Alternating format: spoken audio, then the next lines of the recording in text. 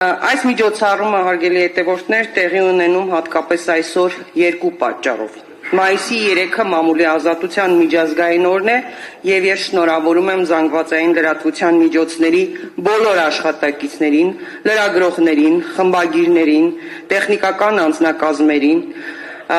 ընթերցողներին, մեր մասնագիտական տոնի առթիվ ցանկանալով դիմադրողականություն եւ համբերություն։ Իսկ արդեն վաղը Երևանում մեկնարկում է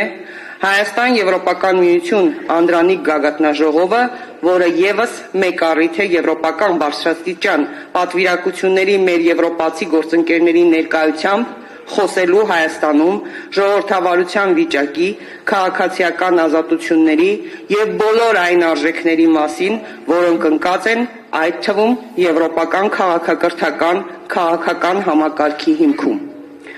Լրագրողներին ուղղված իմ բարեմաղթանքը դիմադրողականություն եւ համբերություն պատահական չէր։ Թեև Հայաստանում խոսքի եւ մամուլի ազատության ոլորտում խնդիրներ եղել են միշտ,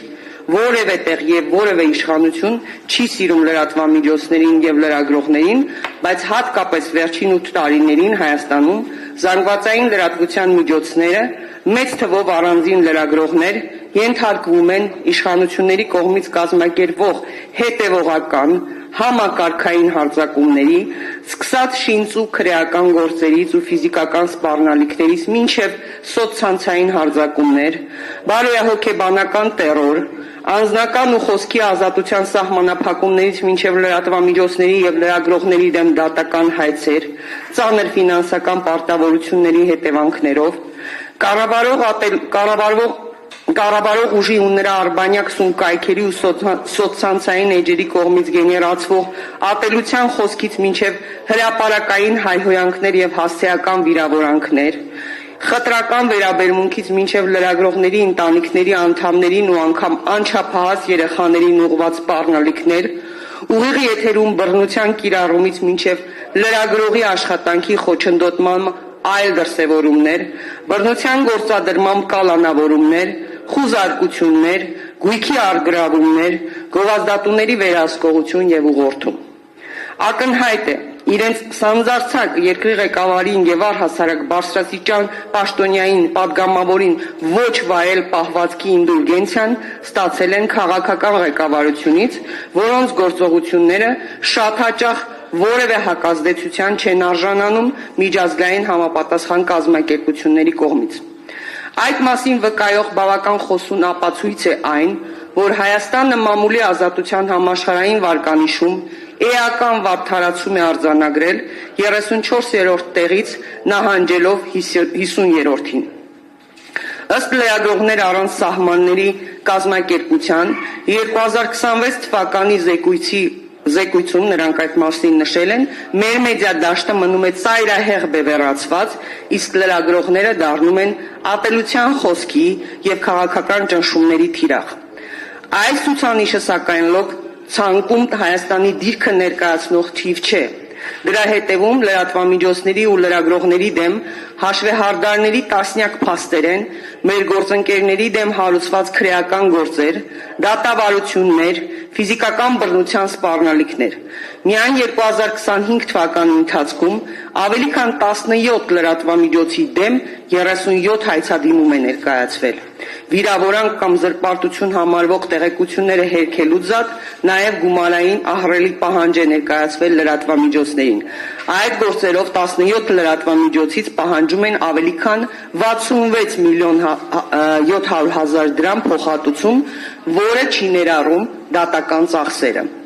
Բազմաթիվ են լրագրողների դեմ պաշտոնյաների կողմից անձամբ կամ իրենց թիկնապահների միջոցով բռնություն կիրառելու դեպքերը, մեր մի շարք գործընկերների ապօրինի կերպով արգելել են լուսաբանել պետական հաստատությունների աշխատանքները, պաշտոնյաների կամայական որոշումներով դադարեցնելով նրանց հավատարմագրումը։ Մամուլի դեմ իշխանությունների արշավն ունի համակարգված հետևողական բնույթ։ Այս դեպքերը պետական մակարդակով զանգվածային լրատվամիջոցների դեմ վարվող քաղաքականության առանձին դրսևորումներ են։ Խոսքի եւ մամուլի ազատության դեմ այս հետևողական արշավի պատճառները բնականաբար քաղաքական են։ Ամեն օրվա հետ ավտորիտար դարձող գործող իշխանությունը փաստացի զրկված լինելով հակակշիռների ու փոխզսպումների որևէ կենսունակ մեխանիզմից վտանգ է զգում միայն մամուլից։ Լրագրողների հաճախ տաժանակիր աշխատանքի շնորհիվ է հասարակությունը տեղեկանում իշխանական սանձարձակությունների, ամենաթողության, ապօրինությունների մասին։ Հակակշիռների ու զսպումների մյուս ենթահամակարգերի գրեթե զրոյական դերակատարության պայմաններում մամուլը մնացել է իշխանության ապօրինի եւ հակաժողովրդավարական բնույթի դեմ պայքարող միակ ինստիտուտը։ Դրա համար էլ մեծ թվով նախկին լրագրողներից կազմված գործող իշխանությունը լրատվամիջոցներին հայտարարել է որպես դասակարգային թշնամի եւ ամենակեղտոտ մեթոդներով պայքարում է մամուլի եւ լրատվամիջոցների դեմ։ Հարգելի գործընկերներ, այսօր Երևանում մեկնարկած գագաթնաժողովը արդեն իսկ հնչած մի շարք հայտարարություններ ավելի բացահայտ են դարձնում երեսպաշտության, երկակի ստանդարտների անթաքույց դրսևորումները, որոնցով Եվրամիությունը առանձին վերցրած երկրներ վերաբերվում են Հայաստանում ժողովրդավարության, այդ թվում խոսքի ազատության խնդիրներին, հանուն իրենց աշխարհաքաղաքական շահերի, աջակցելով ակնհայտ ավտորիտար գործող իշխանությանը։ Բոլոր այն արժեքներն ու հավատամքները, որոնք ժամանակին դրված են եղել եվրոպական քաղաքական համակարգի հիմքում, այսօր վերածվել են ընդամենը աշխարհաքաղաքական խնդիրների լուծման էժան գործիքների։ Մեր խնդիրն իհարկե եվրոպական պատվիրակություններին բողոք ներկայացնելը չէ։ Նրանք առաջնորդվում են ոչ թե ժողովրդավարական արժեքներով, այլ աշխարհաքաղաքական շահերով, որոնք ենթադրում են գործող իշխանության աջակցություն եւ նաեւ առաջիկա ընտրություններում։ Առաջին հայացքից կարող է տարօրինակ հնչել, բայց այսօր այստեղ բարձրաձայնելով Հայաստանում ժողովրդավարության ազատությունների խայտառակ վիճակի մասին, մենք անուղղակիորեն պաշտպանում ենք հենց եվրոպական արժեքները եւ պաշտպանում ենք եվրոբյուրոկրատիայի երեսպաշտությունից։ Իսկ մեր աշխատանքի նպատակը ժողովրդավարության, իրական ժողովրդավարության պաշտպանությունն է, որը չի կարող գոյություն ունենալ առանց ազատ խոսքի եւ լրատվամիջոցների։ Հայաստանի ժուրնալիստների միությունը առանձնահատուկ շնորհակալություն է հայտնում իր միջազգային գործընկերներին